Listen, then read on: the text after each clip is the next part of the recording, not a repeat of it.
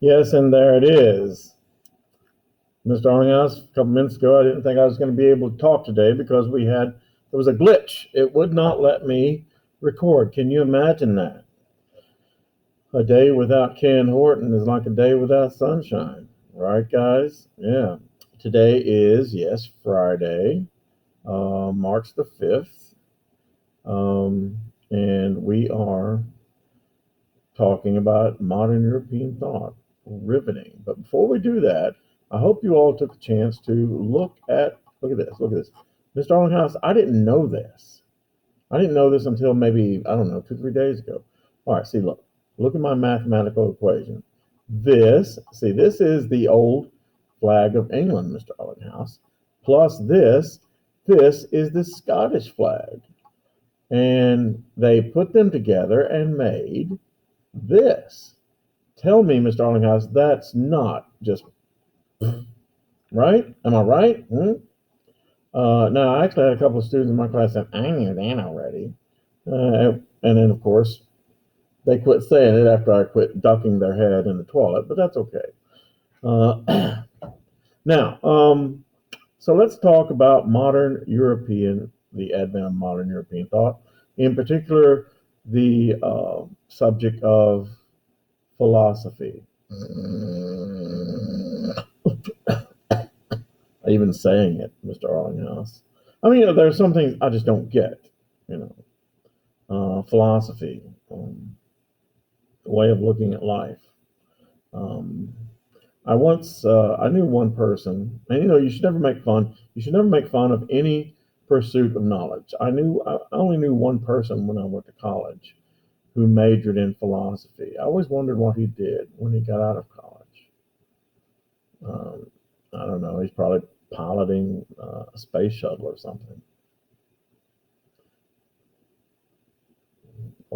something. Anyway, like I said, should never make fun of any kind of knowledge, right, Mr. Arlinghouse? So let's begin. So, in the latter half of the 20th century, philosophers began to question the idea that rational thought was able to explain the human condition, that logical thinking was able to explain what is our purpose here on earth. Frederick Nietzsche, I don't get Nietzsche. The only Nietzsche that Mr. Arlinghouse and I like is the one that used to play linebacker for the Green Bay Packers, right? Oh, that's Nietzsche, right? Anyway, Frederick Nietzsche, who had been trained as a classical philologist rather than an academic philosopher, he was wholly at odds with the prevailing currents of thought during his time. He attacked Christianity, democracy, nationalism, rationality, science, and progress. Sounds like a guy that's got it all together. But I mean, for some reason, people pay attention to what he says. His first important work was The Birth of Tragedy, written in 1872. Here and elsewhere, he insisted on the positive function of instinct and ecstasy in human life. Now, this is going nowhere good. To limit human activity to strictly rational behavior was to impoverish human life and experience. So what's he saying? Mr. Arlinghouse? He's basically saying you should be able to do whatever you want to. Now imagine if we had a whole world of people like that. Do whatever you want to. And the better person's able to do more. He announced Socrates was the leading cause of Western decadence because of his reliance on rational thought. In his book, Thus Spake Zarathustra, he criticized democracy and Christianity, he said, as both would lead only to the mediocrity of sheepish masses. He announced the death of God and proclaimed the coming of the Overman, which is English for Übermensch, which is German, which means overman, the so-called Superman analogy, who would embody heroism and greatness. In other words, somebody who did whatever he wanted, was not limited by morals or by conventional wisdom, whatever they wanted. He liked Napoleon. This has often been pointed out as the Superman or superior race, but that was not his intention. He was highly critical of racism. Well, that's the one thing. He thought that the values of Christianity and bourgeois, I love that word, bourgeois morality, you like that, Mr. Arlinghouse? Bourgeois morality prevented mankind from achieving life on an, should be on an heroic level. In other words, if you pay attention to the rules of Christianity, bourgeois morality, meaning that dress nice, do what you're supposed to, go to school, work hard, that would prevent you from being heroic, from leading your best life. Two of the most profound works, of his most profound works, are Beyond Good and Evil and The Genealogy of Morals. He sought here not to discover what is good and evil, but the social and psychological sources of the judgment of good and evil. He said, there are no moral phenomena at all, but only moral interpretation of the phenomena. He questioned whether or not morality was valuable. In his view, morality was a human invention that had no independent existence apart from mankind. I mean, basically, once again, he's attacking morality. You should be able to do whatever you want to. And yeah, this allowed human beings to create life-affirming instead of life-denying values. Christianity, utilitarianism, and middle-class respectability, he said, could be abandoned. Human beings could create a new moral order that would glorify pride, assertiveness, and strength, rather than meekness, humility, and weakness. Yeah. The character of the human situation that this philosophy urged on its contemporaries was that of an ever-changing flux, where little or nothing but change was permanent. I mean, basically, what if everybody did exactly what he wanted to? Walking Dead, that's what. Yeah, I mean, I know that Mr. Arlinghouse doesn't want The Walking Dead. It scares him. But I mean, in The Walking Dead, if you take away the zombies, you'd have the world he's talking about. A world where there is no human institution that regulate behavior. Human beings, he said, had to forge their own inner will and determination, the truth and values that were to exist in the world. Okay. Another one, we've talked in this unit, I have this tape up here that one day I hope to show you about the 10 most important people of the 20th century. We've talked about Pablo Picasso. We have talked about Albert Einstein. And now we're going to talk about Sigmund Freud.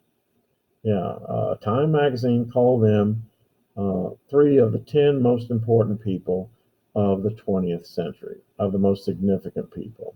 To be completely honest, that list also included Adolf Hitler. It also included Vladimir Lenin. It also included Winston Churchill.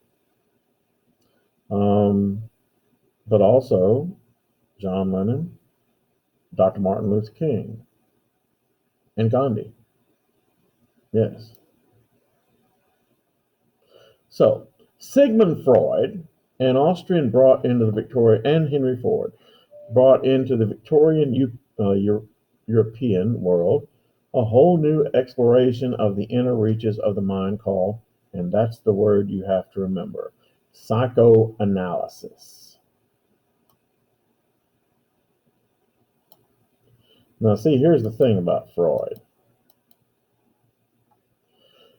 Freud, why is Freud so important? Why is Freud one of the 10 most important people of the 20th century?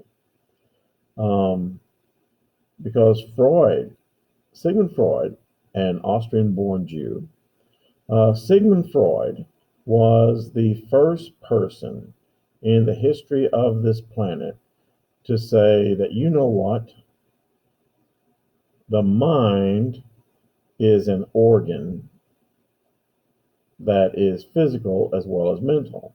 And therefore, since it is physical, the mind can be ill.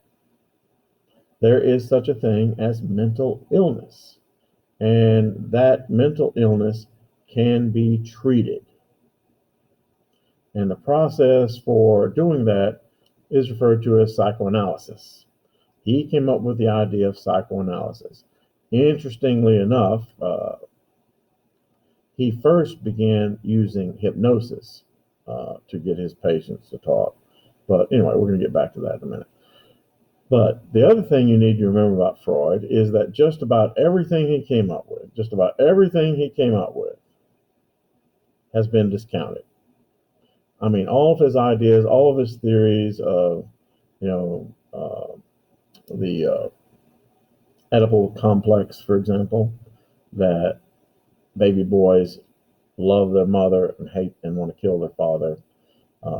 Sexuality of children, for example, and things of that nature.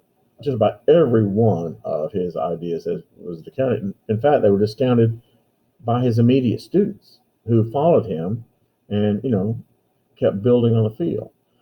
So why is Sigmund Freud so important? Because, once again, it's that simple thought. He's the first person to say the mind can be sick and the mind can be treated. Excuse me.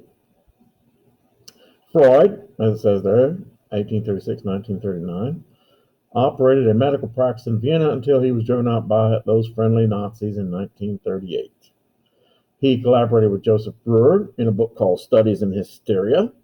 I mean, see, before Freud, it was common practice to simply, a person who was having mental instabilities, mental issues, emotional disturbances, it was common practice just to lock them up.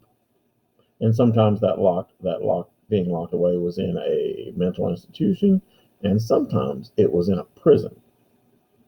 And we're talking about cages and restraints. It was barbaric. And like I said, Freud was the first person that said, these people are ill and can be treated. So he originally used hypnosis in his therapy, working with his patients, but he abandoned it in favor of free association. You say, what's that? Basically, free association is the stereotypical psychiatrist scene where the patient sits down or lies down. Originally, they had him lie down on the couch, but sitting down. And free association means you just start talking. The patient just starts talking. And the doctor tries to decipher by whatever he talks about how he's feeling or what's bothering him, what's getting to him. I keep thinking, Mr. Allinghouse,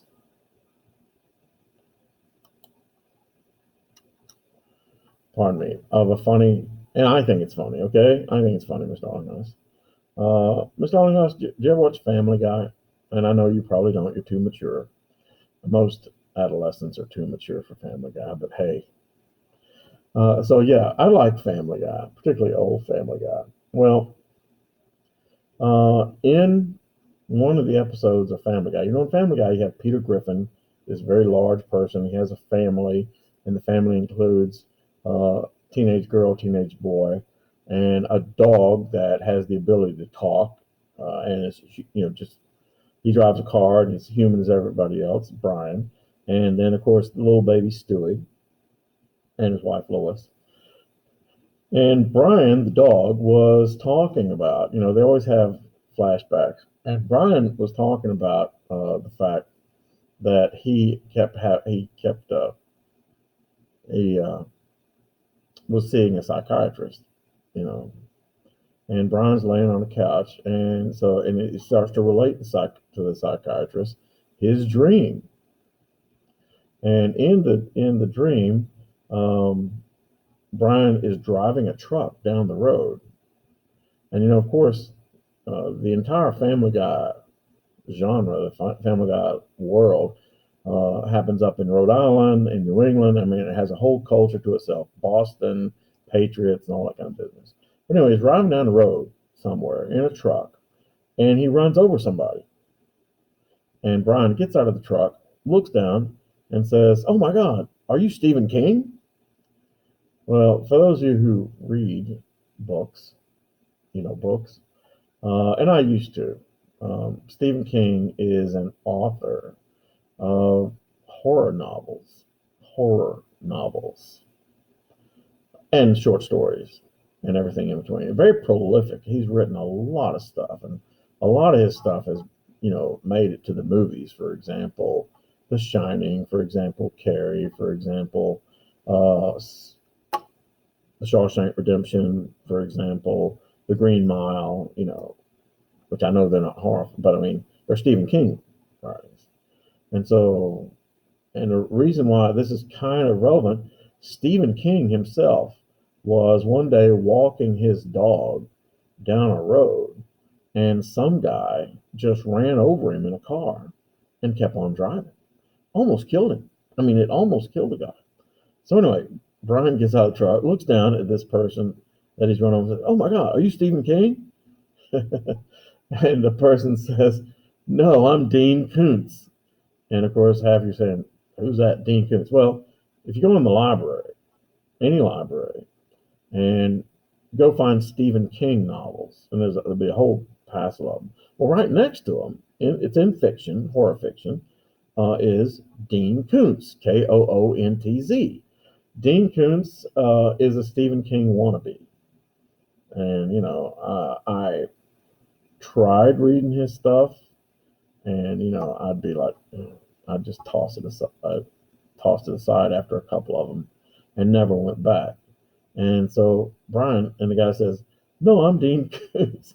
And Brian gets back in the truck, backs over the guy, and then runs over him again. I'm sorry, Brian. I'm sorry I wasted 10 minutes of your time, Mr. Arlinghouse. But I mean, I just think that's funny. But it relates to that Brian was relating the story on on a um, on a psychiatrist's cast. But while we're talking about Family Guy, there was another episode. They're always having flashbacks, and so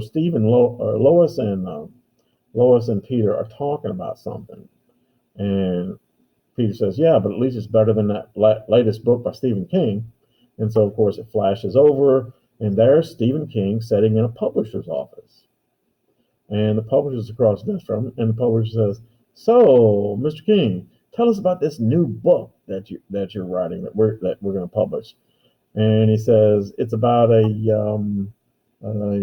scary lamp, and then he grabs the lamp and he goes, "Arr, arr, arr," and the publisher just sits there, and he says, "You don't have anything, do you?" And King goes, "No," and the publisher says, "We'll buy it." But I mean, that's the other thing about Stephen King.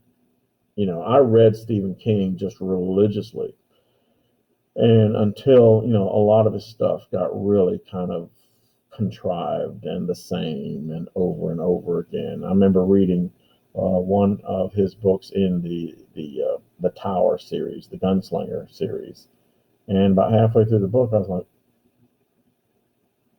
I don't care anymore. Put it down. Never picked up another one since.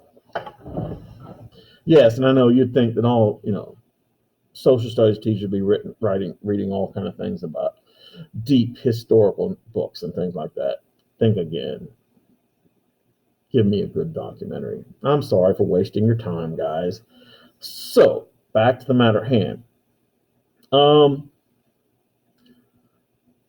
He being Freud, really emphasized sexual angles in personal problems. I mean, that's one of the things his followers quickly abandoned. I mean, for some reason, he associated sex with everything. For children, I mean, we're talking about infants here, infant sexuality. For a time, he thought sexual incidents in a child's youth accounted for adult psychological illnesses. In 1897, he rejected this view in favor of a theory of infantile sexuality. Yeah.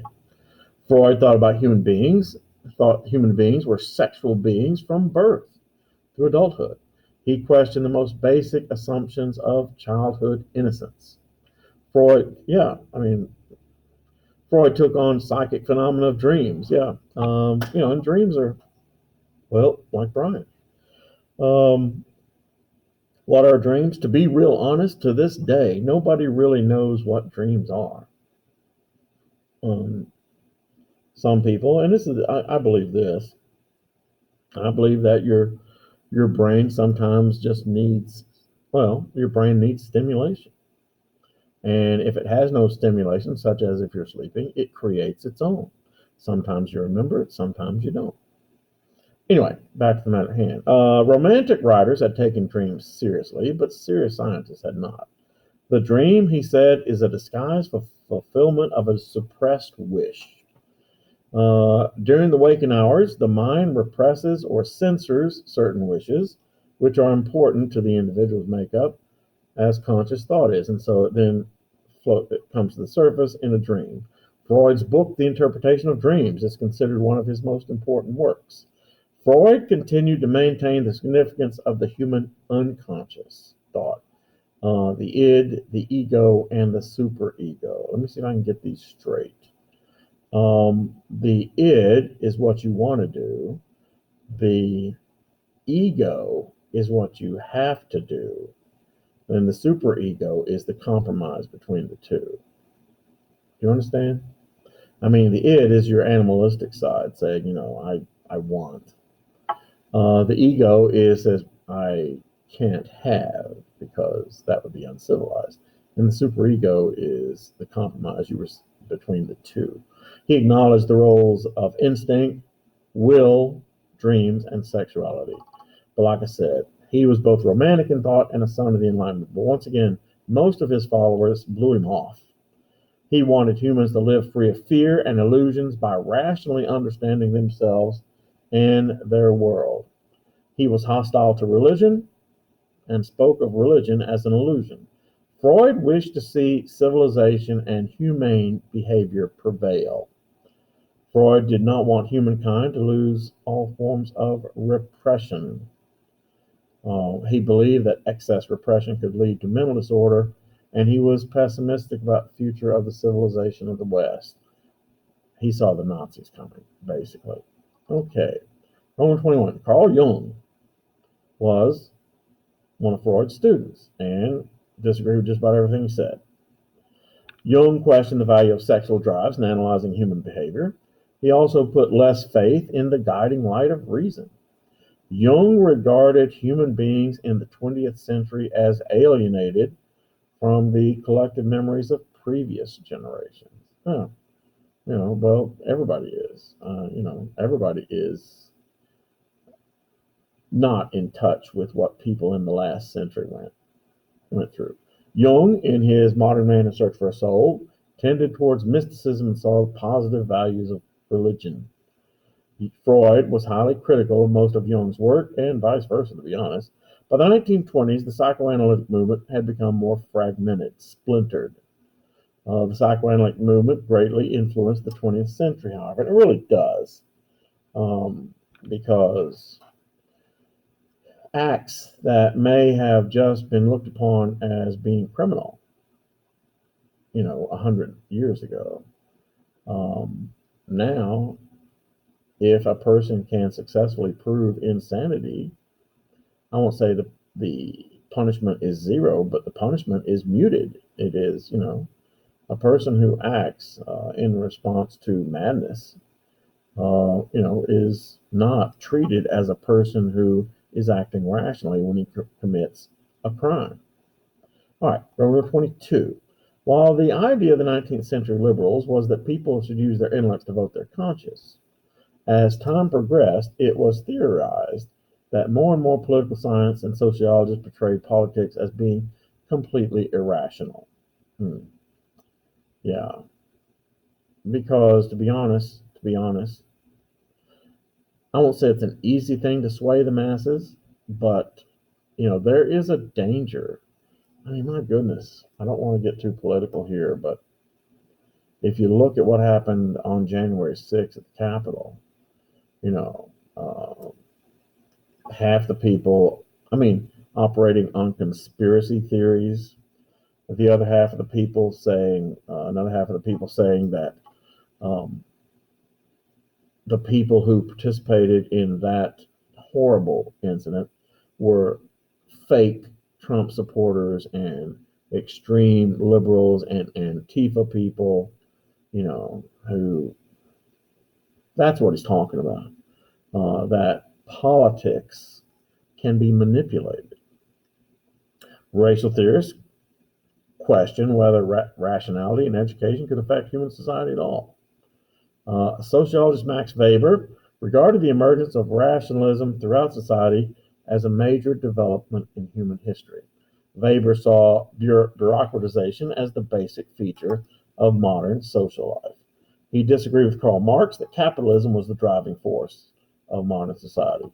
Weber also believed, notice I keep saying Weber, not Weber, also believed, he's German, that in modern society, people derive their own sense of personal worth from their positions in bureaucracies. Quite true, Max Weber. He was a sociologist as well. Yeah, Max Weber, and it's quite true that, think of it. You're introducing yourself to a stranger. The first thing you tell them is your name. What's the second thing you tell them, Mr. Arlinghouse?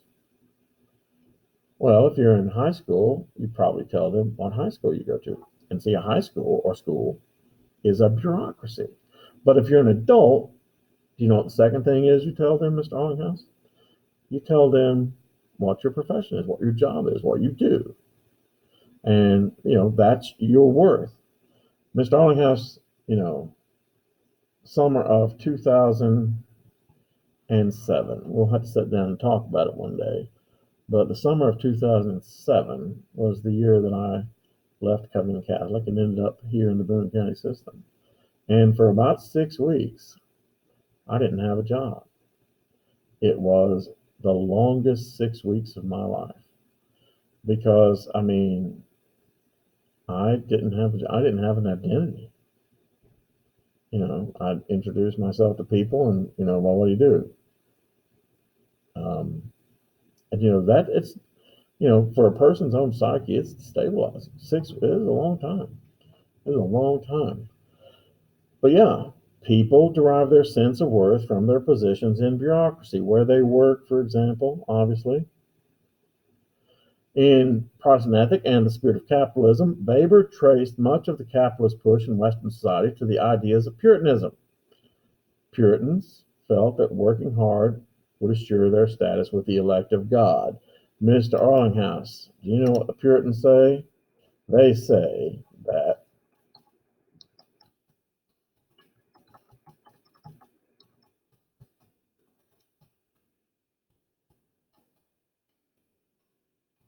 I like that saying, Mr. Arlinghouse. Idle hands, the devil's workshop. Pretty accurate. Weber agreed with sociologists like Gustav Le Bon, Emile Durkheim, George Sorel, Vilfredo Pareto, and Graham Wallace. Let's put it "and" in there. Le Bon was a psychologist who explored the activity of crowds and mobs. Yeah, crowds and mobs. Now, see, that's something else. See, that's the mob mentality. It's a real thing. Did I ever tell you, Mr. Arlinghouse, about my first year at Covcath? Yeah, my first year at Covcath. I've got a lot of stories today, Mr. Arlinghouse. I hope that's okay. First year at Covcath, I got acquainted with, the kids and how things work. And, one of the groups I got acquainted with was the freshman football team. I don't know about here, but, at Covcath, freshman football, they're just the worst. Because, they're full of themselves anyway, and, they're on a football team, and, they're always willing to show how stupid they are.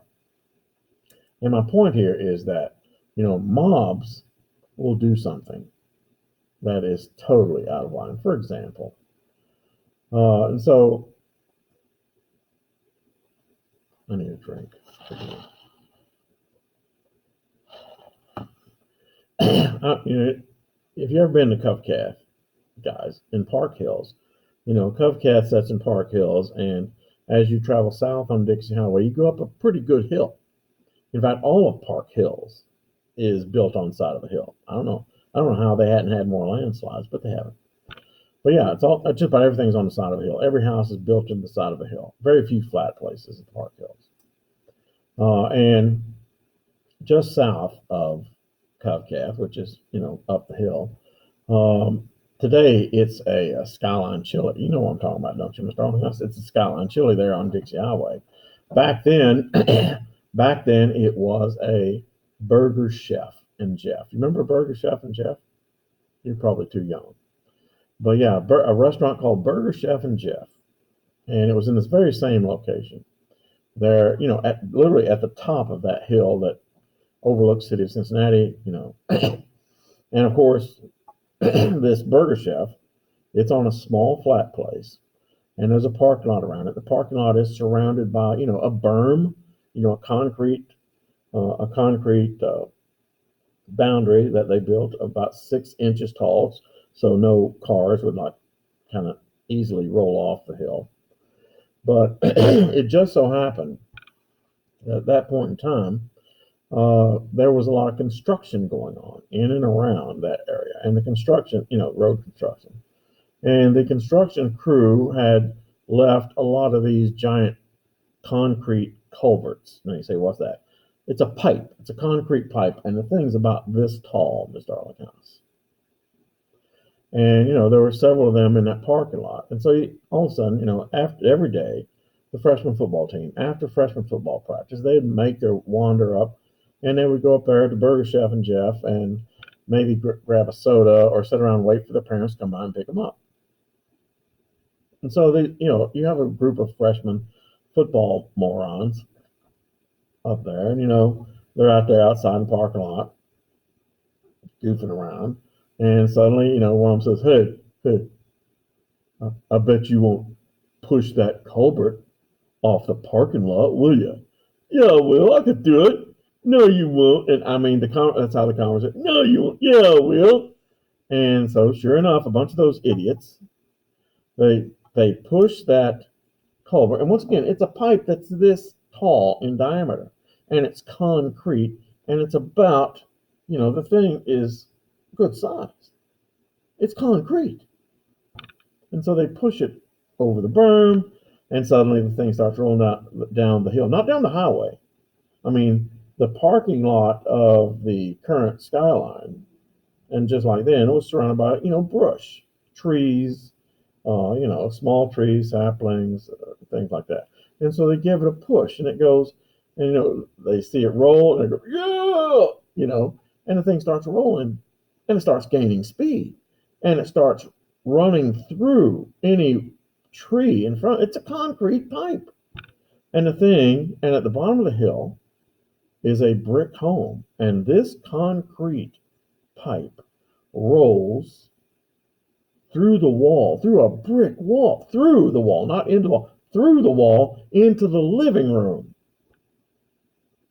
of this house. I mean, the next day, the Kentucky Post had a picture of the kid who lived there standing in the doorway of the kitchen, looking out into the living room at this concrete pipe. And of course, all those guys who were like, "Oh, yeah," they ran like the heads were on fire. And, point of the matter is this. Now, if you'd went around to any one of those bozos and said, "Hey," if it got them by themselves, said, "You think it'd be a good idea to push that culvert, over the hill there?" They'd all said no. But however, get a bunch of them together. It's amazing.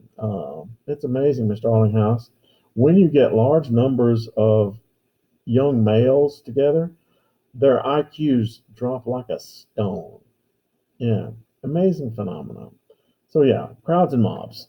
He believed that in crowds and mobs, rational behavior was abandoned. You think so? In his book Reflection on Violence, Sorel argued that people did not pursue rationally perceived goals, but were led to action by collectively shared ideals. Durkheim and Wallace became deeply interested in the necessity of shared values and activities in a society. Besides playing down the function of reason in society, all those theorists emphasize the role of collective groups in politics rather than that of individuals formerly championed by liberals. Yes, the new thinking was it's groups in politics, not, a significant individual hero, like, for example, an Abraham Lincoln, or Teddy Roosevelt, for example. And we will talk about racial thinking in Europe tomorrow, Mr. Arlinghouse. As always, good talking to you.